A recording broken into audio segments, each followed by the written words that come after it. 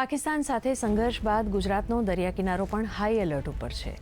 તાજેતરમાં સર્જાયેલા સંજોગોને જોતા દરિયામાં માછીમારી કરવા ગયેલી પોરબંદરની તમામ બોટ્સને પરત બોલાવી લેવાનો આદેશ આપવામાં આવ્યો છે।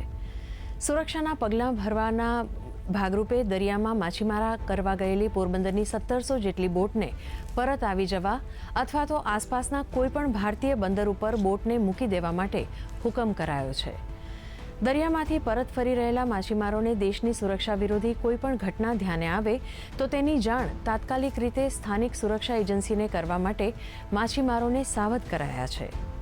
तो हमारी जो हेड ऑफिस है वहाँ से अभी इंस्ट्रक्शन जैसे मिले हैं कि जो भी फिशिंग बोट्स है उन लोगों के लिए जो नए टोकन इश्यू करते हैं जो परमिशन है वो भी बंद कर दी गई है और करीब 1700 के करीब बोट्स अभी फिशिंग में है।